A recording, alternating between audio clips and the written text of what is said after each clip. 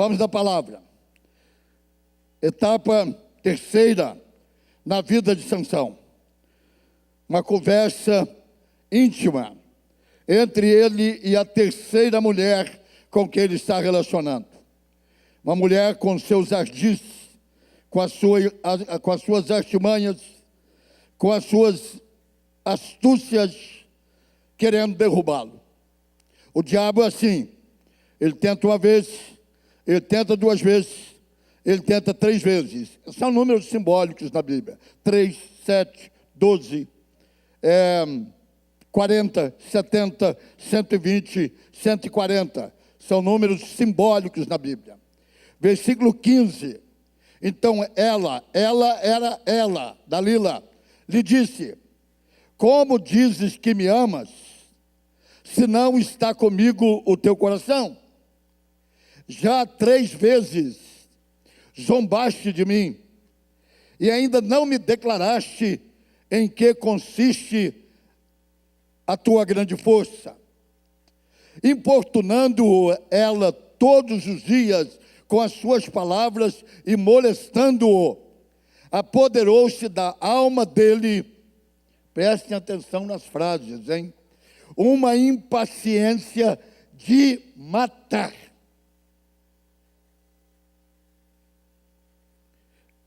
E ele então descobriu-lhe todo o coração. E lhe disse: nunca subiu navalha à minha cabeça, porque eu sou nazireu de Deus, desde o ventre da minha mãe. Se vier a ser rapado, ir-se-á de mim a minha força, e me enfranquecerei, e serei como qualquer outro homem. Vendo, pois, Dalila, que já ele lhe descobrira todo o coração, mandou chamar os príncipes dos filisteus, dizendo: subi mais uma vez, porque agora me descobriu ele todo o coração. Então, os príncipes dos filisteus subiram a ter com ela, e trouxeram com ele o dinheiro.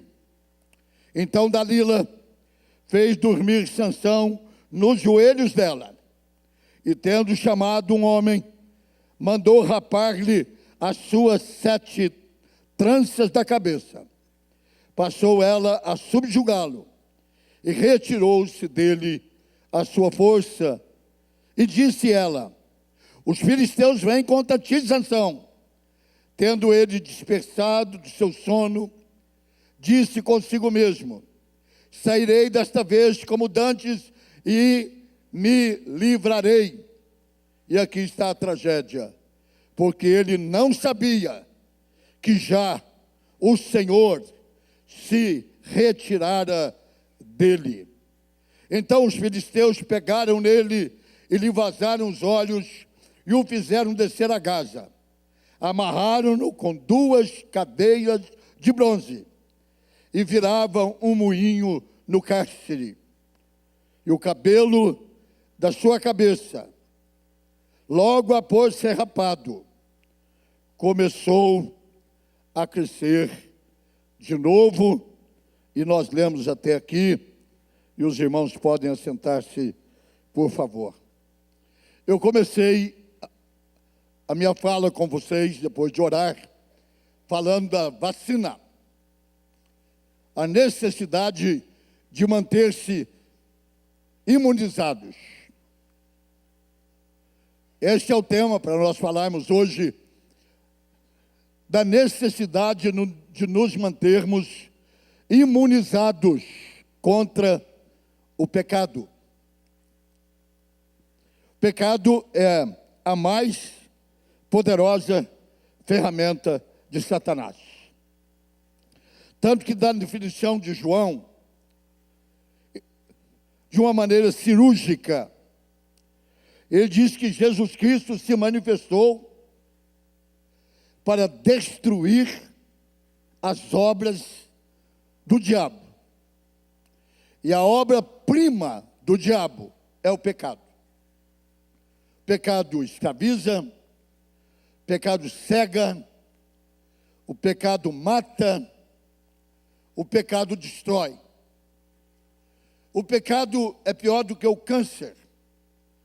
Porque o câncer, por mais agressivo que ele seja, há uma possibilidade de prolongar o seu efeito ou então de exterminá-lo. O pecado não. O pecado é algo que depois de cometido, consentido, praticado, ele domina. E ele só deixa depois que ele mata. Porque a Bíblia diz que o salário do pecado é a morte. E ele paga bem e paga em dia.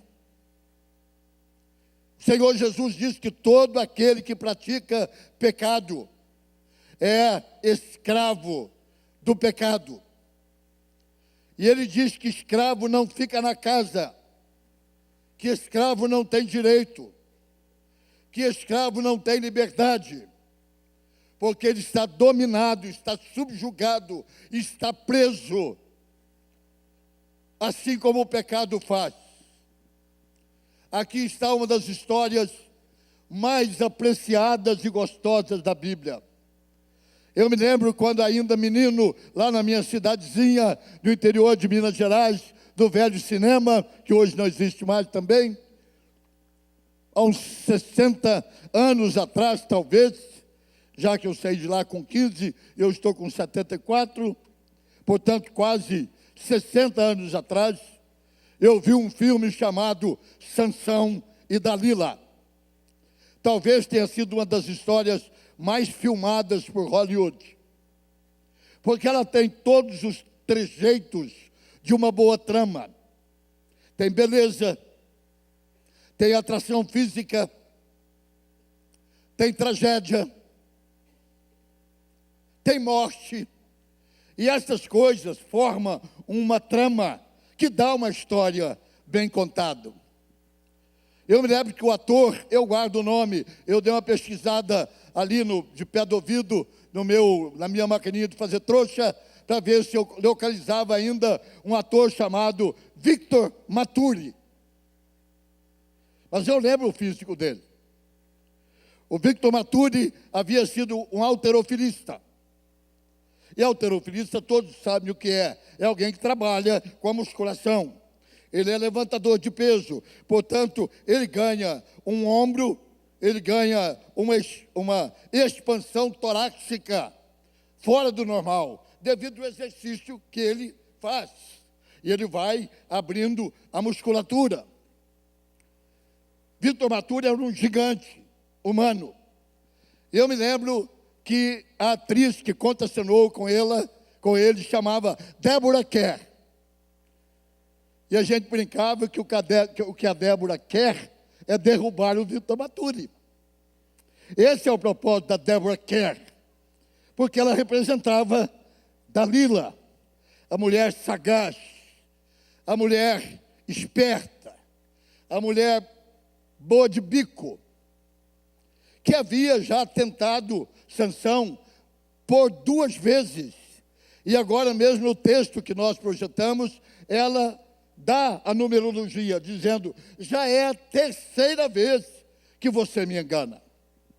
E essa história épica, ela tem sido contada, recontada, por vários atores, por várias gerações, mostrando o poder, a eficácia destrutiva que é a desobediência. Todos nós sabemos quem foi Sansão. Sansão, menino de pais estéreis, e Deus faz um milagre e faz com que ele nasce, e ao nascer a família o consagra a Deus para um ministério de separação. Nazireu significa separado. Nazireu poderia ser chamado de santificado. Alguém que é separado para um propósito. Portanto, sendo ele o que era, ele não podia fazer algumas coisas. Ele não podia beber bebida forte, ou seja, nenhuma bebida batizada, nem com álcool, nem com cevada, como a cerveja, e vamos por esse mundo afora, do mundo do álcool. e as suas derivações. Ele não podia casar-se com uma mulher que não fosse hebreia. Ele não podia comer comida contaminada. E ele não podia cortar o cabelo. Era uma questão de voto. E voto é uma coisa que alguém faz por você ou alguém faz por si mesmo e deve honrá-lo. E Sansão, além de todas essas qualidades do voto que ele faz, Deus o dotou com um corpo muito forte. Tanto que os atores que representaram Sansão, através da história, tinham que ser musculosos, fortes, para representar este homem que era capaz de, com uma queixada de jumento, matar 1000 soldados. Que era capaz de pegar um leão no tapa e rasgá-lo como se rasga uma rã. Era um homem tão forte que era capaz de pegar raposas, emendá-las pelo rabo e meter fogo no rabo da raposa e soltá-las pasto adiante, provocando incêndios extraordinários. Portanto, era um homem forte, era um homem sagaz, era um homem inteligente. Quem é que não conhece os enigmas de Sansão? Um homem rápido no pensamento, forte no músculo, dominador, para nunca ser dominado. E Deus o levanta para ser o libertador da nação, um juiz. Para quem não sabe, Sansão era um juiz sobre a nação.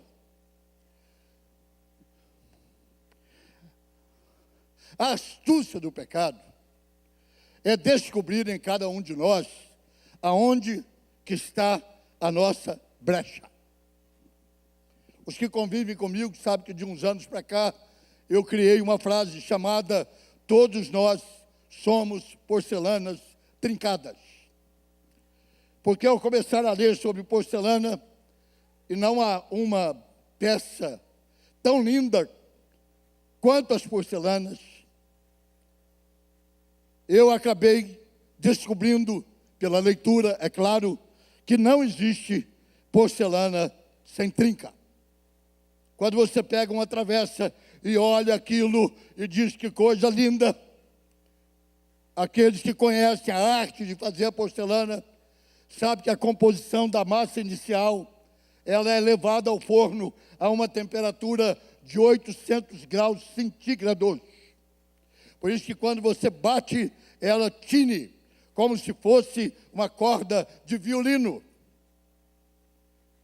Porque o fogo a endurece, a empedra, de maneira tal que ela torna-se sonora, como o aço é, por causa do fogo.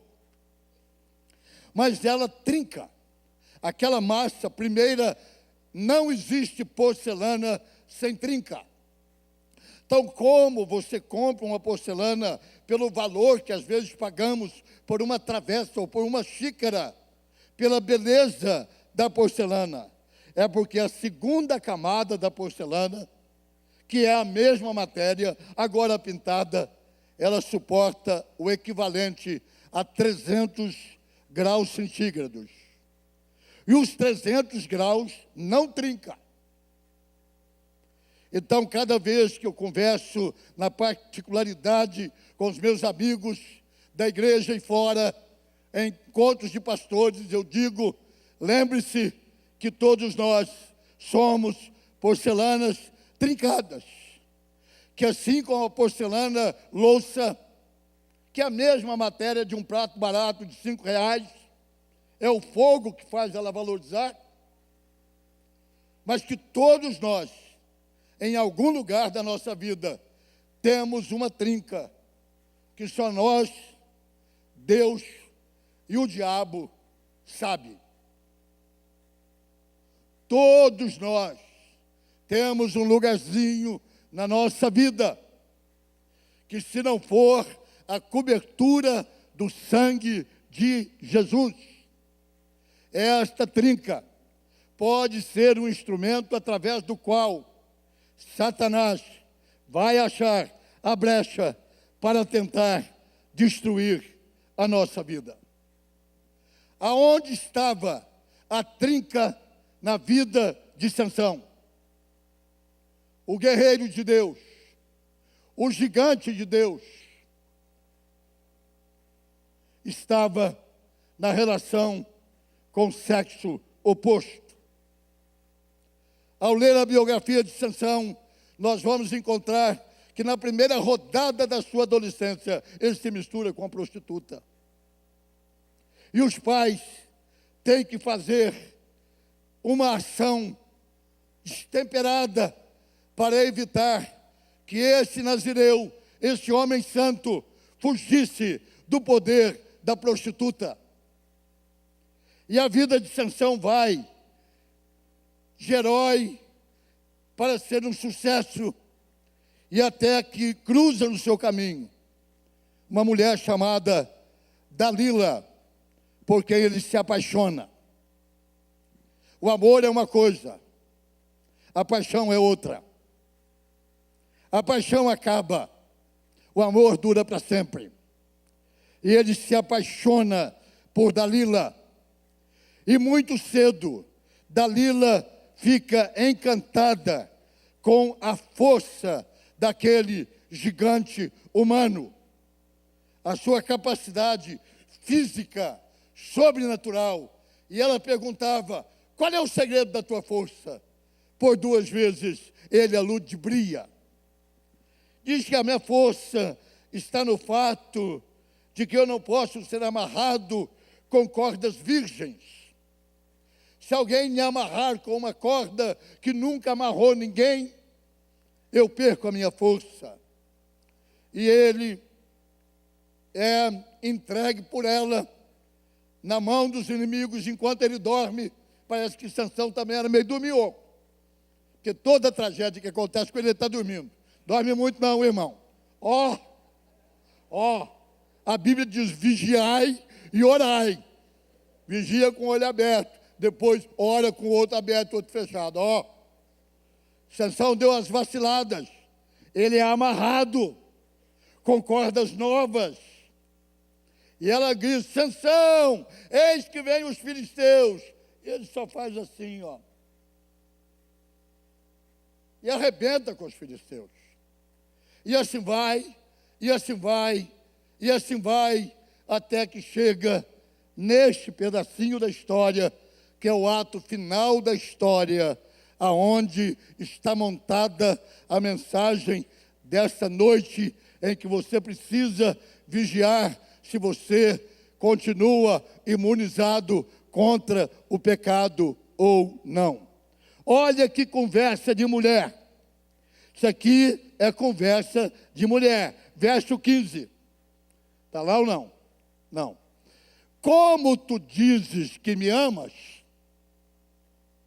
Qual mulher já não disse isso para o marido dela? Como que você diz que me ama, se o teu coração não está comigo? Dia dos Namorados, você vem com uma dúzia de cravos de cemitério. E eu te falei que eu estava doida para aquele anel da H-Stern, que custava só 15 mil reais. Eu sei que não era 15 mil, mas aquele de 1.500 mesmo servia. Olha a conversa de Dalila. Como dizes que me amas, se não está comigo o teu coração? Aonde que o pecado entra? A minha Bíblia, que é igual à tua, diz assim: sobretudo, o que se deve guardar. Vamos citar juntos, irmão? Eu espero que você saiba um pouquinho de Bíblia. Quem me escuta há 40 anos tem que saber Bíblia, porque aqui prega Bíblia.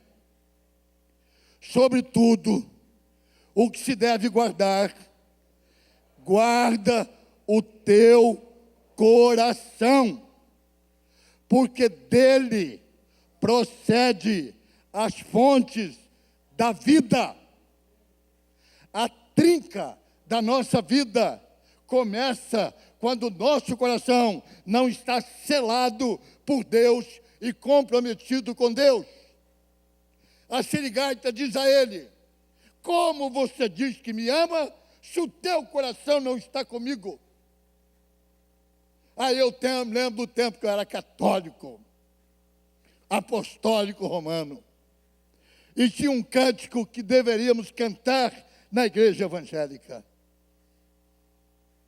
E os amigos católicos, ex-católicos que estão aqui, devem lembrar que nós cantávamos: o meu coração é só de Jesus, e a minha alegria é a Santa Cruz. Quem lembra?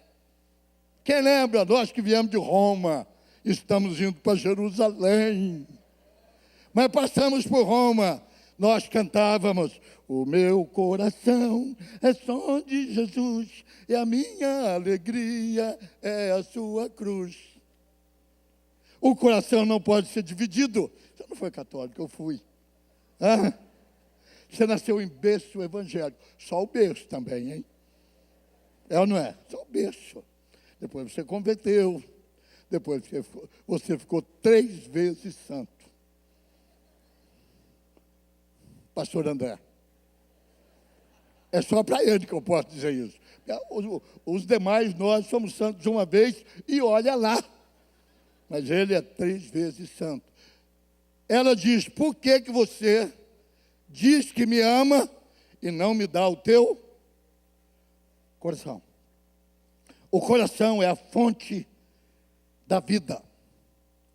É através do coração, que não é esse músculo, é o simbolizado pelo músculo, que é o centro das nossas emoções, das nossas decisões, das nossas escolhas.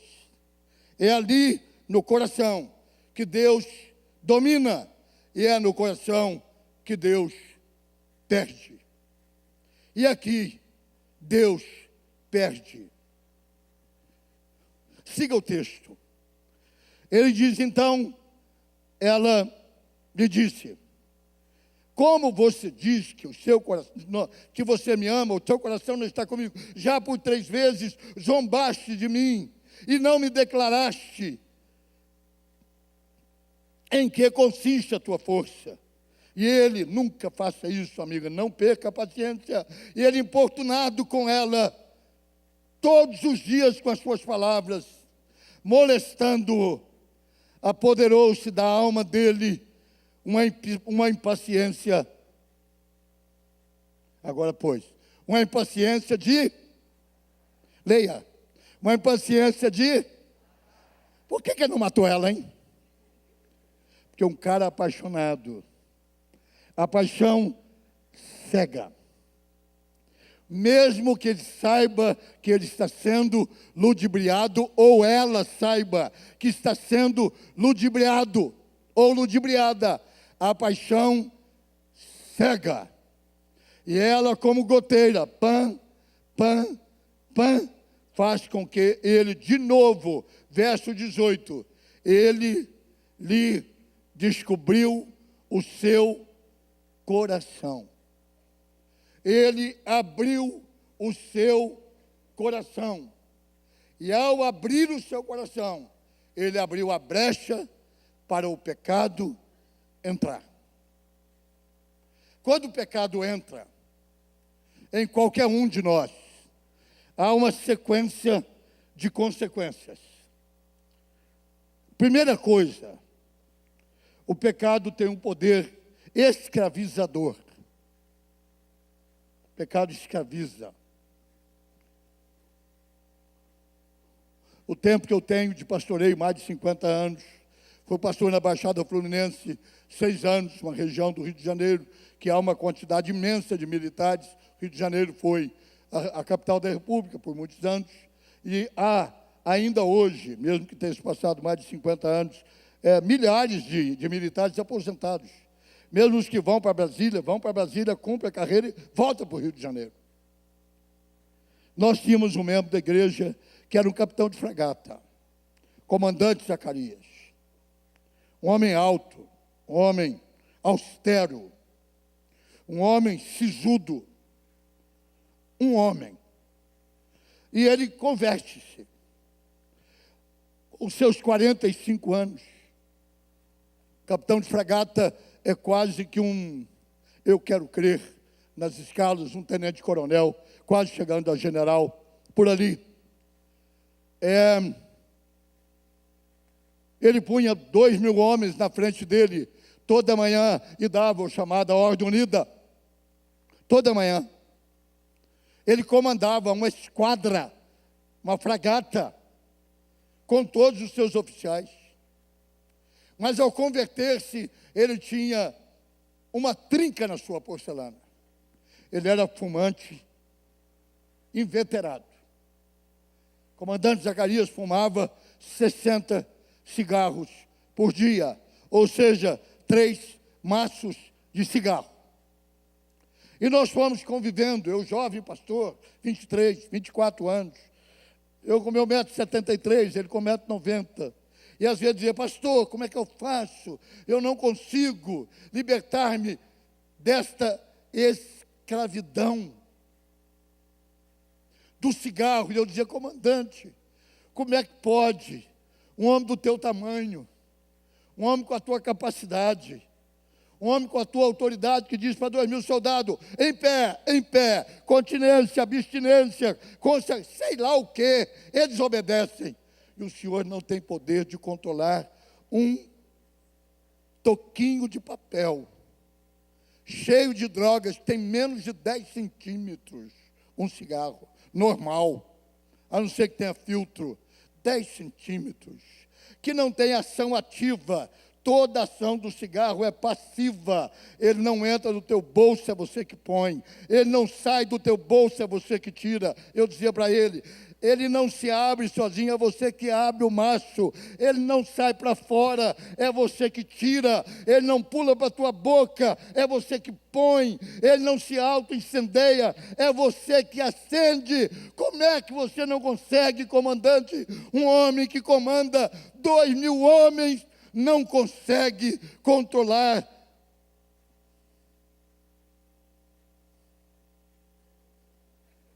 E até para funcionar, você tem que chupar a fumaça e para pôr para fora. É você que põe. Ele dizia, eu sou escravo do meu pecado. Qualquer coisa que te domina, te separa de Deus, isso é pecado. Qualquer coisa que te domina e tira a tua liberdade de olhar na cara de Deus é pecado. Seja talvez algo socialmente permitido. Qualquer coisa que te escraviza, que faz de você um robô nas suas mãos, é pecado. Pecado, na melhor teologia bíblica, pecado é a transgressão voluntária de uma lei de Deus conhecida. Aquele que sabe que deve fazer o bem e não faz, está pecando.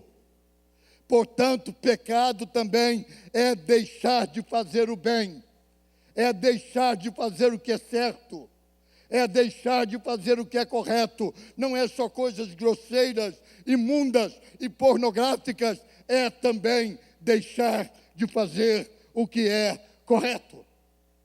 Escraviza. Um homem de 1,90 m, um homem que quando colocava sua farda e botava os seus brasões e pendurava as suas condecorações, parecia a estátua do Cristo Redentor. Mas não era capaz de dominar um toco de papel desse tamanho, que não tinha vida própria, que só entrava na boca dele se ele colocasse, e só incendiava se ele acendesse, e a fumaça só entrava se ele puxasse. Ele dizia, eu sou escravo do pecado. Portanto, qualquer coisa que te escraviza, qualquer coisa que te domina, qualquer coisa que tira a sua liberdade de levantar a sua cabeça diante de Deus, qualquer coisa que tira da sua vida a marca do nazireu, isto é, do separado, daquele que foi chamado para ser semelhante a Cristo, é pecado. Você é escravo desse pecado. Segundo lugar, o pecado que escraviza, ele cega. Quando Sansão vai para o colo de Dalila, essa é uma cena que tem que ser lida com um pouquinho de inteligência, meu amigo. Note que ela vai sutilmente preparada. E quando ele abre o coração, diz a Bíblia que ele deitou-se nos seus joelhos. Me arruma uma cadeira aqui, por favor. Me arruma uma cadeira aqui, por favor.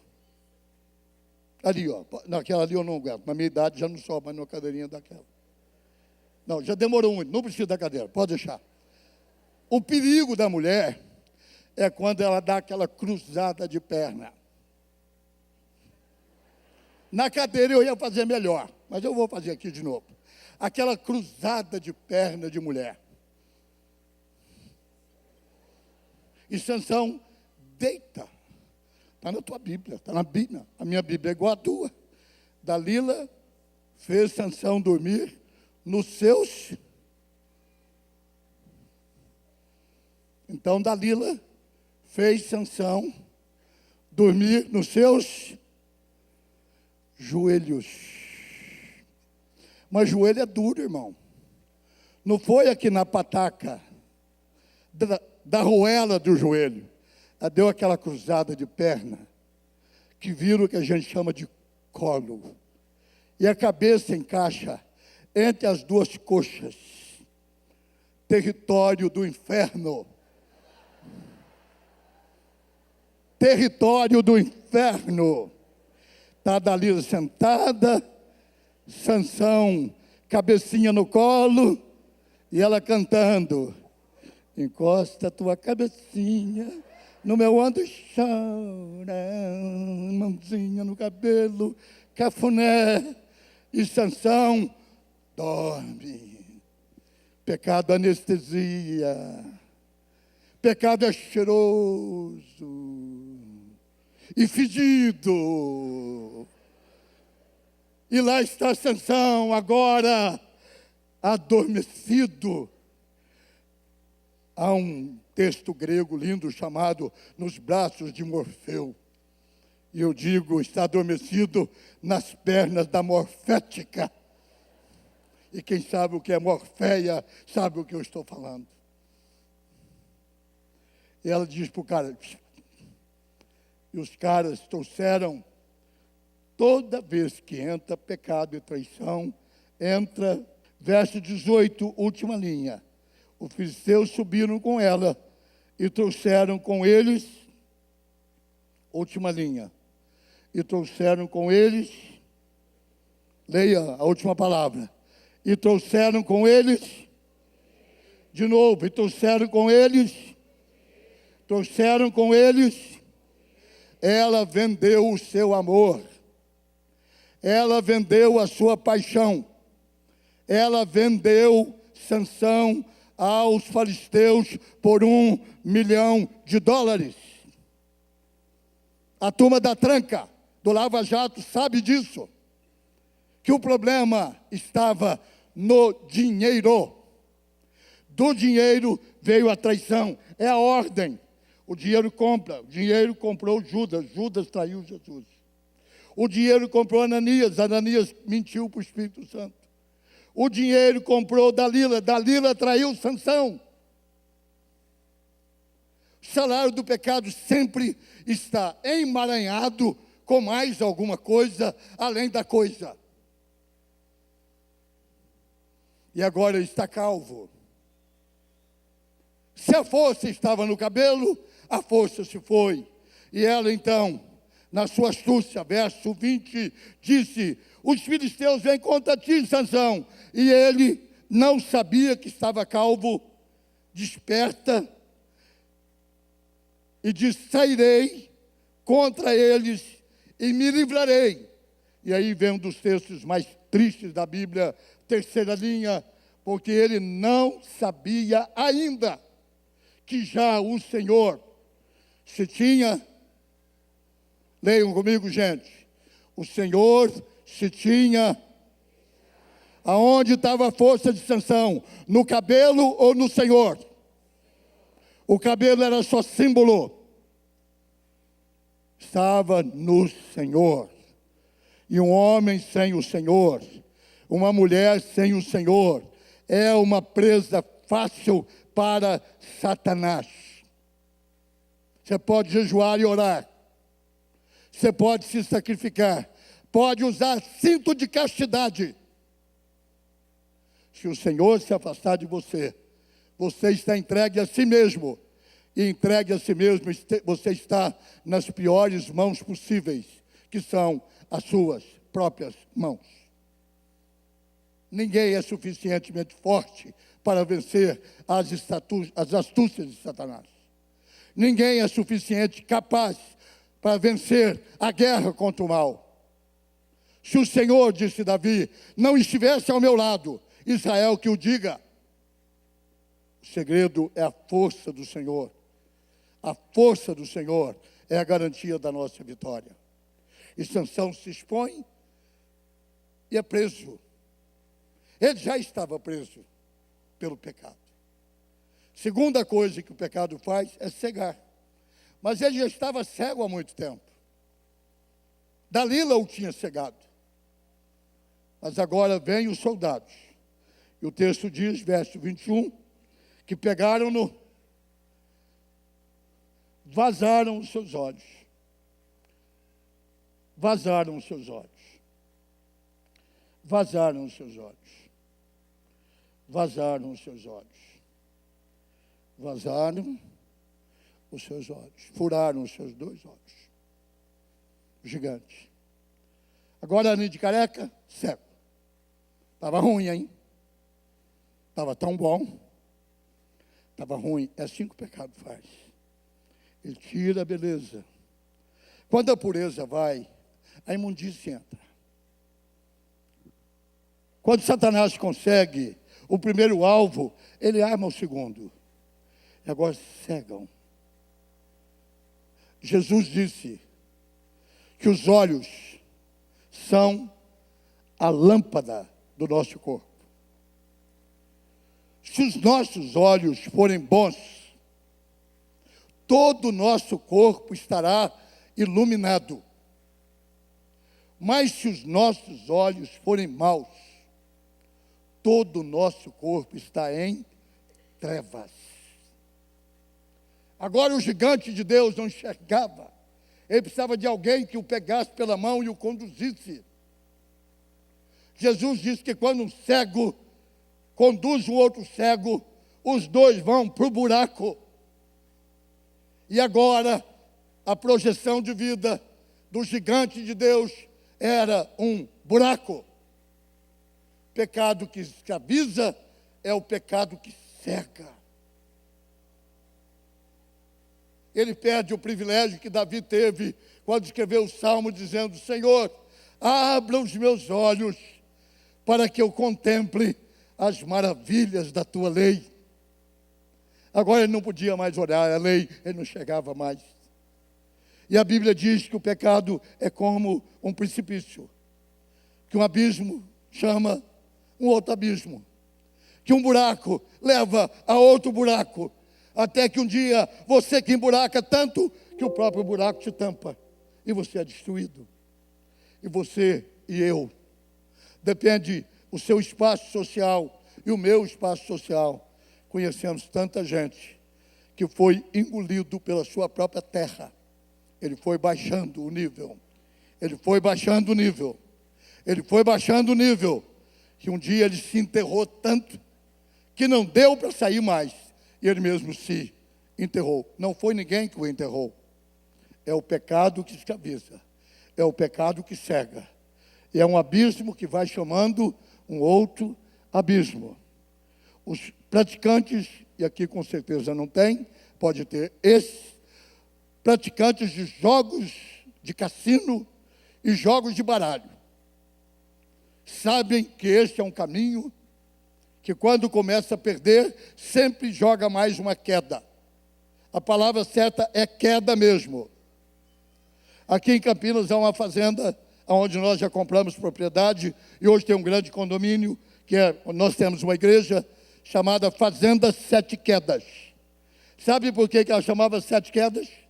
Anda lá dentro da fazenda, não tem uma queda. Vocês moraram lá, vocês namoraram lá, por exemplo. Namoraram ou moraram? Foi bom aquele tempo, não foi? Na casa do seu Barreira. Lá não tem cachoeira. Mas aquela fazenda, sabe, é chamada de Sete Quedas. Sabe por quê? O fazendeiro a perdeu em 7 partidas de pôquer.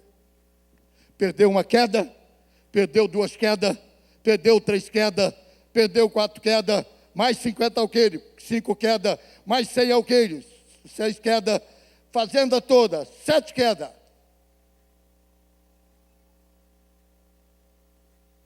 Fazenda Sete Quedas. Onde está a Fundação Bradesco? Onde está dezenas de irmãos que não estão aqui, porque abrimos uma igreja lá, eles estão lá agora, tem 500 lá. Aonde foi 7 quedas? Esse é o buraco que se cava o dinheiro do jogo. Eu vou mais uma, porque quem sabe eu ganho uma e cubro o que eu perdi e eu não saio duro. Ele não só sai duro, sai nu. Porque o pecado despe, o pecado tira a honra. E a pior perda não é a roupa, a pior perda é a moral. O pecado cega. Muita gente cega hoje por causa do pecado. Uma concessão aqui, uma liberdade ali, uma promiscuidade acolá. E de repente, como que num imbróglio de arame farpado misturado. Você mistura tanto que não sabe mais achar a ponta da meada para poder soltar e começar a desenrolar o rolo no qual se meteu. Está a mídia dizendo hoje do Neymar. Por que um cara como Neymar tem que chamar uma piriguete do Brasil para dormir com ele no hotel lá em Paris? Isso é pecado, moleque perdeu o rumo. A mídia, nada disso, irmão. A passagem está em nome dela, o hotel está no nome dela, o empresário dele foi que fez o negócio todo, namoraram na Instagram, mas piriguete não fica no Instagram. Piriguete quer cama, para depois puxar quem estava na cama para a lama, e depois da lama, grana. É pecado. É pecado que cega. Fica brincando de Batman com seu baticóptero. Que pena. Que pena. Que pena que o pecado tem esse poder de atração tão grande de amarrar pessoas. E por mais que ele seja depois cercado pelas asas dos onipotentes, papai, mamãe, mídia, amigos, é assim mesmo, a carne é fraca, ele ainda é moço, é o meu menino, 28 anos não é menino mais não, cria vergonha na cara, cara. 28 anos de idade, já é hora de dar exemplo. Isso é olho furado. É pecado. Pecado destrói. E a pior destruição do pecado é tirar a honra. É você não poder ser exemplo mais. É não poder ser referência mais. Quando eu terminei meu pastorado nesta igreja, há 8 meses atrás, eu não sou mais pastor da igreja, eu sou um emérito, estou aqui de olho. Já dei minhas broncas aqui no primeiro banco hoje, de olho. Mas eu entrei aqui de cabeça erguida 40 anos atrás. E eu saí daqui com a cabeça erguida 40 anos atrás. Nunca toquei num tostão que não fosse meu. Nunca toquei numa mulher que não fosse a minha. E nunca me envolvi com políticos dessa cidade, com nenhum deles sequer. Que eu sou chamado por Cristo. E quem é chamado por Cristo não pertence a mais ninguém, a não ser ao Senhor Jesus Cristo. Se você quer ser referência, seja nazireu. Senão você vai virar um narizeu. Nariz grande, é Pinóquio, mentiroso. É só trocar a sílaba de nazireu e põe o R no lugar do Z. E põe o Z no lugar do R. Você vira um nazireu mentiroso. Mas se você quiser ser um narizeu, não! Se você quiser ser um nazireu, você tem que cortar o seu nariz e devolver. Pecado cega. A hora está dizendo que eu tenho que terminar. Vou dizer a última coisa. Pecado mata. O gigante agora está trabalhando na prisão de burro. Qual é o emprego dele? Qual é o emprego de agora de extensão? Vamos dizer junto comigo. Ele trabalhava no emprego de burro. Sabe por quê? Porque ele era burro. Quem brinca com o pecado é um burro. Põe o texto. E o texto diz assim. Vai lá, meu filho. E o cabelo... Não, o anterior. Ser careca não é ser burro. Vamos no lugar certo. Verso 21. Os filisteus, está lá, pegaram nele e vazaram os olhos, fizeram descer a Gaza, amarraram-no com 2 cadeias de bronze, e ele virava um moinho no cárcere. Entende o que é ou não? Quem faz palavra cruzada aqui, levanta a mão. O que é a pedra de Mó? A palavra que mais aparece em palavra cruzada. Pedra de Mó. Pedra de Mó é uma pedra que roda sobre a outra pedra. Pedra de Mó significa pedra de moer. Uma fica fixa, põe-se os grãos sobre ela, feijão, arroz, milho, trigo, qualquer coisa. A outra pedra fica em cima, há um braço sobre a pedra e amarra no pescoço de um burro. E o burro o dia inteiro. O pecado não só escraviza, o pecado não só cega, mas o pecado acaba fazendo do pecador um burro. Vai ser burro assim, lá no inferno, porque no céu você não vai mais. O gigante de Deus que abria leão, o gigante de Deus que pegava queixada e matava 1000, o gigante de Deus que pegava raposa e emendava o rabo e tinha fogo nelas, agora era um burro. Agora é um burro. Agora ele é um burro. E um burro sem público, porque ele estava trabalhando, volta o texto, meu amor, ele estava trabalhando no cárcere. Assim como tem presos que trabalham na cadeia, ele estava trabalhando na cadeia. O pecado tira a tua dignidade de ser um príncipe e transforma você num burro. O gigante de Deus que foi levantado para ser o herói de Israel, não existia nação ainda dos hebreus, foi transformado num burro. Mas há uma palavra, agora adicione a outra, por favor, o 22. Diz, mas o cabelo da sua cabeça começou a crescer. O povo esqueceu da lenda. Atenção, as lendas são esquecidas. Quem já foi herói, a próxima geração não lembra mais de você.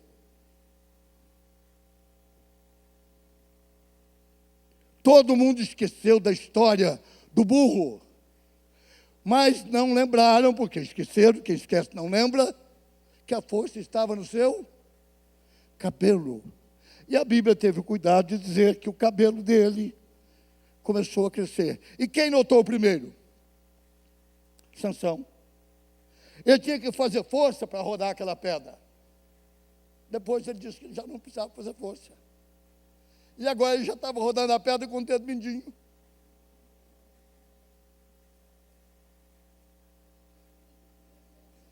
E a luz brilhou.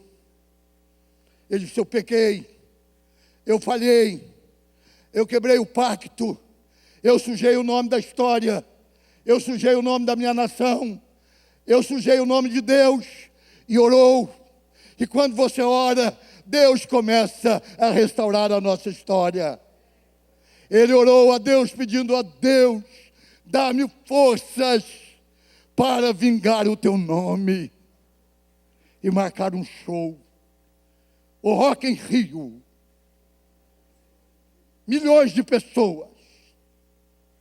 Só que, ao invés de fazer lá, fizeram no Maracanã. E poderia ser no Morumbi. Só não pode ser lá no Itaquerão.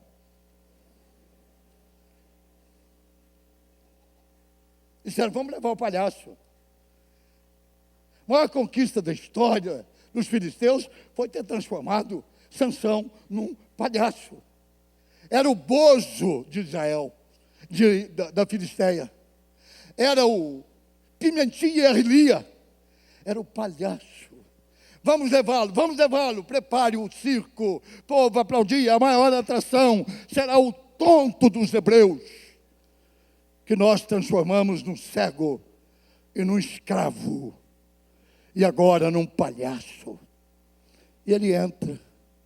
A pessoas o conduzindo, o texto diz, ele pergunta: onde estão as colunas? Onde estão as colunas? Aí eu precisaria gastar 20 minutos para dar uma aula de arquitetura da época, não dá tempo, mas tudo aquilo era sustentado por 2 colunas.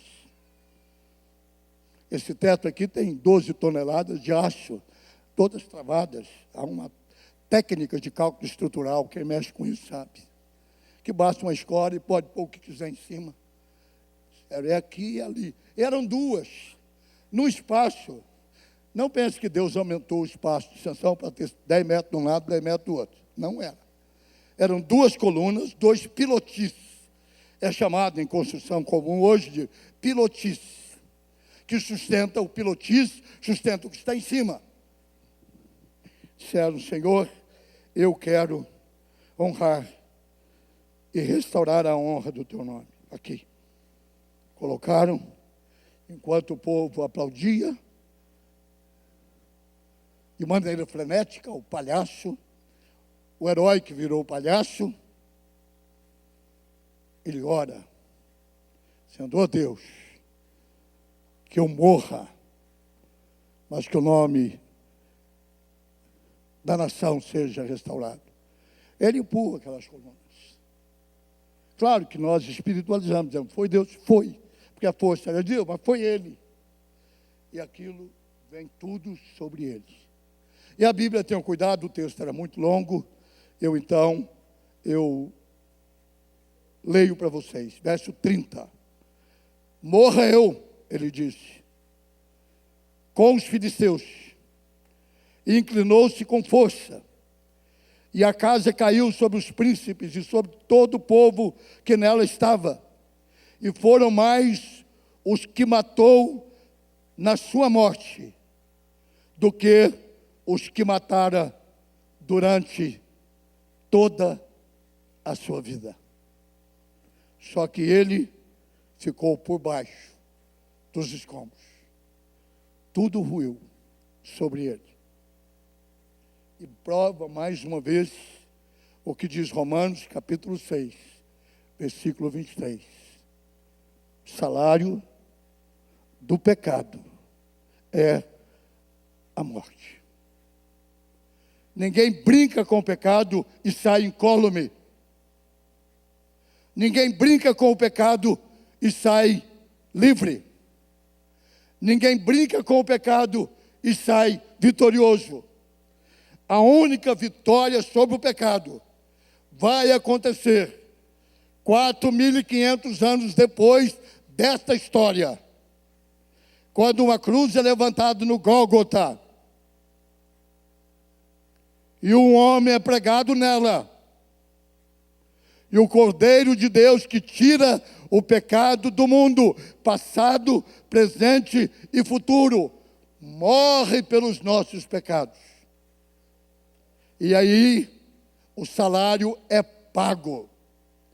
O castigo que pesava sobre nós foi tirado. E a nossa conta foi paga. E as nossas transgressões foram anuladas. Pois aquele que está em Cristo passou a ser uma nova criatura. As coisas antigas passaram e tudo se fez novo. Mas para Sansão, não. Para Saul, não. O pecado não dá desconto. O pecado cobra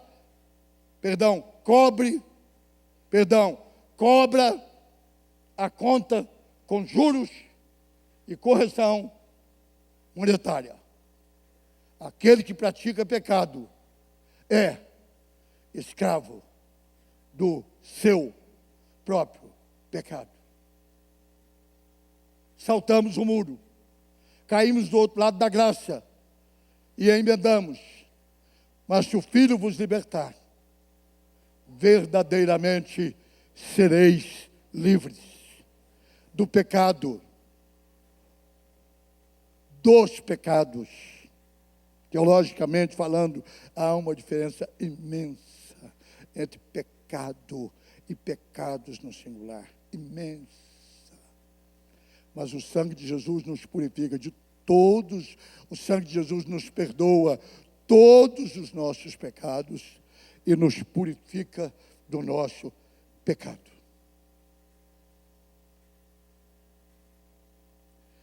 Amanhã começa a vacina. O Ministério de Saúde está dizendo, vacina, Brasil. Hoje à noite eu estou aqui pregando, o velho pastor pregando, dizendo, povo de Deus, vacina contra o pecado. Foge do pecado. Foge da aparência do mal. Foge das pequenas trincas na sua vida. Pequenas brechas na sua vida. Pequenos desvios na sua conduta. Pequenas transgressões na sua vida. Foge do pecado. Aproxima-te de Deus. Quanto mais você ficar longe do pecado, mais perto de Deus você está. Chegai-vos a Deus, e Ele se chegará a vós. E então poderemos começar uma vida de vitória, vitória, vitória, sobre vitória, todos os dias da nossa vida. Hoje à noite você pode romper com a caminhada que você está. A caminho do abismo, a caminho do precipício, a caminho das trevas, a caminho da morte. Jesus entra na frente e interrompe. E diz, filho meu, faça o que Sansão fez. Ele deu o coração para Dalila. Dá-me o teu coração. É só o que ele quer. Dá-me o teu coração. Dá-me a tua vida. E você começa hoje uma caminhada nova. Ao lado dele. Para todo sempre. Até o dia do grande abraço na glória. Vamos ficar em pé, por favor.